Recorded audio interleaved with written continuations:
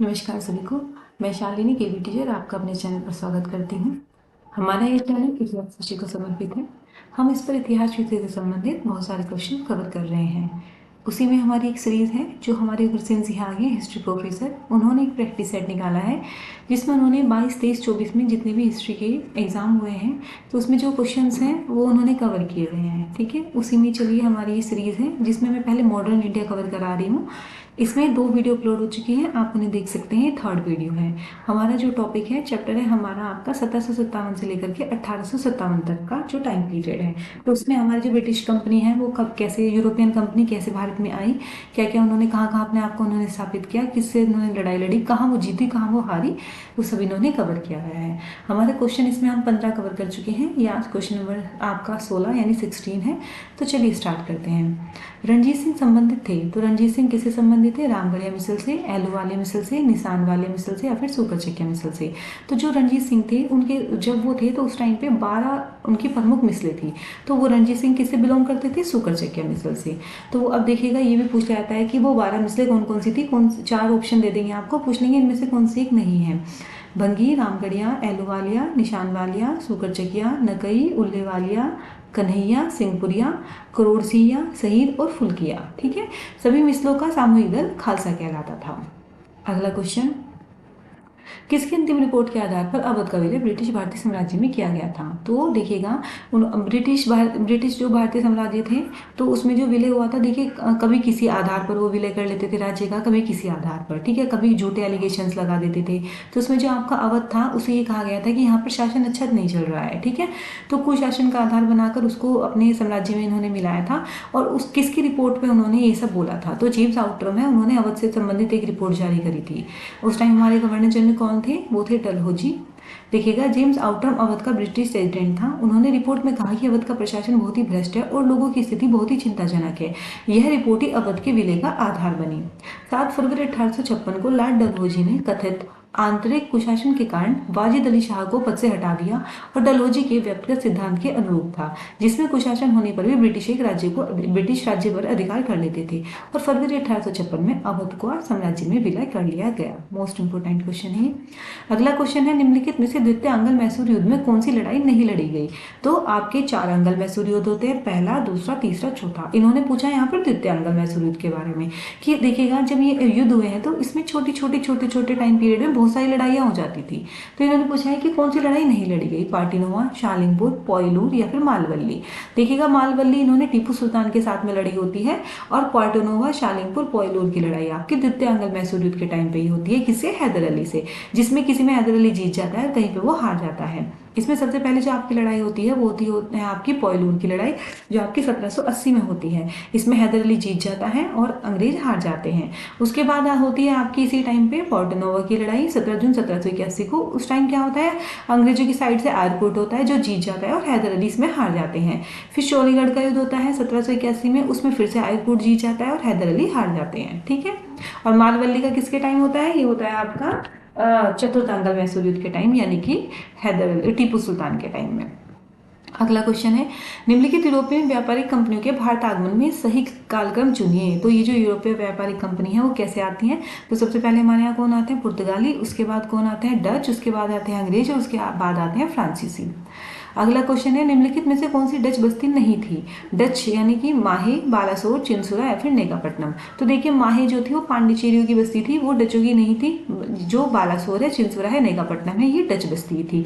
अब एक्सप्लेनेशन बहुत अच्छी है इसकी, देखिएगा इसमें क्रम पूछा हुआ है और ऐसे क्वेश्चन आगे आएंगे भी। और मतलब क्वेश्चन कई बार किसी भी स्टेट में पूछा है, मैचिंग के लिए दे देते हैं कि डचों ने कौन सी बस्ती कब स्थापित की थी। तो पुलिकट इन्होंने 1610 में, सूरत 1616 में, वेम्बलीपट्टनम 1641 में, करिकाल 1645 में, चिंसुरा 1653 में, कोचीन 63 में, नेगापट्टनम, कासिम बाजार, पटना व बालासोर 1658 में। तो देखिएगा पुलिकट, तो पुल को काट दिया हमने कितनी बार? 10 बार, यानी 10 पुली कट। सूरत को हम 16 बार करके देख रहे हैं, 16 16। ठीक है, विमलपट्टनम, जो विमला है ना, विमला विमला कितने साल की हो गई? 41 साल की, 1641। करी काल, ठीक है, तो सब कुछ हमारा हमने कर दिया काला काला। हमने कितनी बार कर दिया सब कुछ काला काला? 45 बार। तो पुल को काटा 10 बार, सूरत देखी 16 बार, विमल है 41 साल का, कर दिया सब कुछ काला काला 45 में। चिन्ह सुना है 1653, ठीक है। तो चिन्ह चिन्ह मतलब जो हमारी चिन्ह है, तो हमारी जो चिन्ह है वो लटक गई है कौन सी, कब जाकर के? 53 साल में जाकर के कोचीन, ठीक है भाई। जो हमारा हम कह रहे हैं कोचिंग, कोचिंग हमें जाना है कितने में? 63 में, ठीक है। तो हमें 63 रुपये में कोचिंग में जाना है। नेकपट्टनम कासिम बाजार पटना में बालासुर 1658 में। फ्रांसीसी द्वारा मद्रास अंग्रेजों को वापस लौटाया गया। तो फ्रांसीसी द्वारा मद्रास अंग्रेजों को कब लौटा दिया था? आपका एक्सला-शापेल की संधि, यानी जो आपका पहला कर्नाटक युद्ध होता है उसमें ये क्या करते हैं? मद्रास जीत लेते हैं फ्रांसीसी, लेकिन फिर बाद में अंग्रेजों को पुनः वापस लौटा देते हैं। और ये कब होती है? प्रथम कर्नाटक युद्ध। कब से कब तक चलता है प्रथम कर्नाटक युद्ध? 1740 से 48 तक। अब अगला क्वेश्चन है आपका, देखिएगा, इसने कहा है ब्रिटिश ईस्ट इंडिया कंपनी के बारे में निम्नलिखित में से कौन सा कथन असत्य है? तो जो हमारी ब्रिटिश ईस्ट इंडिया कंपनी है उसके बारे में कहा है इन्होंने कहा है 1609 में कैप्टन हॉकिंस सूरत में फैक्ट्री खोलने की अनुमति लेने के इरादे से जहांगीर के दरबार में आया।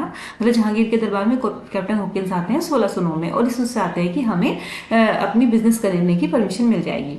जहांगीर ने पहले तो अनुमति दे दी, परंतु बाद में पुर्तगालियों के दबाव में आकर मना कर दिया। जब अंग्रेजों ने स्वाली में पुर्तगाली बेड़े को हरा दिया तो तब जहांगीर ने अंग्रेजों के हित में फरमान जारी किया। पुर्तगाली बेड़ा टॉम्स रो के नेतृत्व में हराया गया था। तो इसमें से कौन सा गलत है ये बताना है। देखिएगा, ये आपका फोर्थ गलत है, क्योंकि वो टॉम्स रो के नेतृत्व में नहीं हराया था। वो किसके नेतृत्व में हराया था? कैप्टन बेस्ट के नेतृत्व में। कैप्टन बेस्ट और हेनरी मिडलटन। और सारी बातें बिल्कुल आपके तीनों सही हैं। एक्सप्लेनेशन देख लो एक बार। ब्रिटिश ईस्ट इंडिया कंपनी ने पुर्तगाली बेड़ा टॉम्स रो के नेतृत्व में नहीं हराया था, बल्कि 1612 में कैप्टन बेस्ट और हेनरी मिडलटन ने पुर्तगाली को स्वाली नामक स्थान पर हराया। जिसके बाद जहांगीर ने 1613 में सूरत में स्थायी फैक्ट्री खोलने की अनुमति दे दी। 1609 में कैप्टन हॉकिंस सूरत में फैक्ट्री खोलने की अनुमति लेने के इरादे से जहांगीर के दरबार में आया। जहांगीर ने पहले तो अनुमति दे दी, परंतु बाद में पुर्तगालियों के दबाव में आकर मना कर दिया। देखिएगा, उस टाइम पुर्तगाली बहुत ज्यादा पावरफुल हो गए थे जब तक यहाँ पर अंग्रेज आए। तो वो क्या कर रहे थे? वो मुगलों से भी जीतने लगे थे, मुगलों के जहाजों को रोक लेते थे, उनके आंतरिक मामलों में बहुत ज्यादा हस्तक्षेप करते थे। तो अकबर वो क्या करते थे? पुर्तगाली चाह रहे थे कि ये सब लोग ईसाई में कन्वर्ट हो जाए, है ना।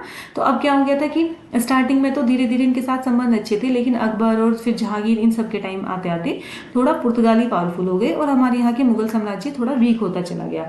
अब इन्होंने देखा, जब एक लड़ाई होती है, जो अंग्रेज होते हैं वो आके पुर्तगालियों को हरा देते हैं। इस बात से जहांगीर बहुत ज्यादा प्रसन्न हो जाता है। फिर वो क्या करता है? फिर वो अंग्रेजों को कहता है कि अब आप आ जाओ और अपनी यहाँ पे फैक्ट्री लगा लो, ठीक है। अगला क्वेश्चन है, 1799 में टीपू सुल्तान की मृत्यु के बाद मैसूर की गद्दी पर वेलिचेली ने किसे बिठाया? तो 1799 में हो जाती है टीपू की मृत्यु चतुर्थांगल मैसूर युद्ध में, यानी श्रीरंगपट्टनम की जब संधि होती है। तो तब वेलिचेली इसमें क्या होता है कि जो टीपू सुल्तान की फिर डेथ हो जाती है, तो जो वेलिचेली होते हैं वो गद्दी पर किसे बिठाते हैं? आपके कृष्णराज को। और जो क्या होता है? वाडियार वंश का होता है। अगला क्वेश्चन है, बंगाल में दोहरा शासन किसने समाप्त किया था? तो दोहरा शासन किसने समाप्त किया था भाई? वार्न हेस्टिंग्स ने। और बनाया किसने था? लॉर्ड क्लाइव ने। मध्यकाल में निम्नलिखित में से कौन सी यूरोपीय शक्ति ने भारत में व्यापारिक संबंध स्थापित किए थे? तो मध्यकाल में पूछ रहा है ये। अंग्रेज, फ्रांसीसी, पुर्तगाली, डच। तो मध्यकाल में कौन आए थे? आपके पुर्तगाली आए थे। प्लासी के युद्ध में सिराजुद्दौला के प्रति कौन वफादार रहा था? तो प्लासी का युद्ध होता है आपका 1757 में। तो उसमें क्या होता है? सिराजुद्दौला के जो बिल्कुल अपने खास होते हैं वही विश्वासघात कर देते हैं। वो क्या कर देते हैं? ब्रिटिशर्स के साथ जाकर के मिल जाते हैं। लेकिन उनमें कौन वफादार रहता है? मीर जाफर नहीं, मीर मरन, अमीरचंद या फिर मोहनलाल। तो मोहनलाल आपके इनके वफादार रहते हैं, ठीक है। देखिएगा, इसमें कहा कि जीतने का कारण क्या था अंग्रेजों के? सिराजुद्दौला से विश्वासघात कर मीर जाफर द्वारा 1/3 बंगाली सेना के साथ युद्ध में शामिल ही नहीं होना था, ठीक है। इस युद्ध में सिराजुद्दौला का वफादार था मीर मदान में मोहनलाल, ठीक है। ये वाली। अब अगला क्वेश्चन है, टीपू सुल्तान के बारे में कौन सा कथन सही नहीं है? उसने श्रृंगेरी मंदिर की मरम्मत करवाई, जैलोसिन दल का सदस्य था, फ्रांसीसियों से सहायता ली, उसने मैसूर में स्वतंत्रता का वृक्ष लगाया। तो वह जेरोदिन का नहीं, जैकोबिन क्लब का सदस्य था, ठीक है। और सारी बातें सही है कि उसने श्रृंगेरी मंदिर की मरम्मत करवाई थी, फ्रांसीसियों से सहायता ली थी, मैसूर में स्वतंत्रता का वृक्ष लगवाया था। प्रथम राज्य जिसने सबसे पहले ब्रिटिश ईस्ट इंडिया कंपनी में सहायक संधि की, तो किसने की थी वह सहायक संधि? हैदराबाद ने। कब? 1798 में। मैसूर 1799, अवध 1801, मेवाड़ आपका कब होता है? आपका मेवाड़ यानी कि, अब देखिएगा मेवाड़ का शायद मुझे नहीं पता।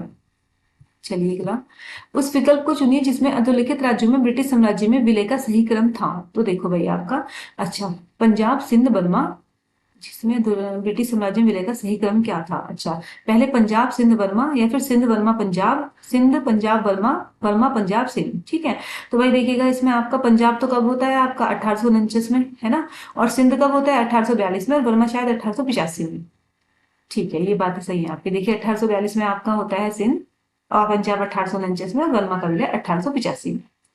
अगला क्वेश्चन है, रणजीत सिंह की फौजे खास के सदस्य कौन थे? मैंने बताया था 4 पार्ट थे इसकी सेना के। उसमें एक आपकी फौजे खास होती है जिस जो कि आपके फ्रांसीसी उस पे तर्ज पर होती है, फ्रांसीसी अधिकारी इनको ट्रेन करते हैं। तो उसके सदस्य को उसके 4 पार्ट होते हैं आपके, कौन कौन से देखिएगा। इन्होंने कहा वेंटूरा, गोडेहू, देवा सिंह, इलाही बख्श, या फिर अलाई। तो इसमें गोडेहू नहीं है। देखो, एक है वेंटूरा, वेंटूरा होता था पैदल सेना का प्रशिक्षक, अलाई घुड़सवार सेना का प्रशिक्षक, इलाही तोपखाने का अध्यक्ष था, और देव सिंह फौज खास का सदस्य था। ठीक है, चलिए चलिए आज की वीडियो में इतना ही। आपको मेरी वीडियोस पसंद आती हैं तो वीडियोस को लाइक करें, चैनल को सब्सक्राइब करें। Thank you so much.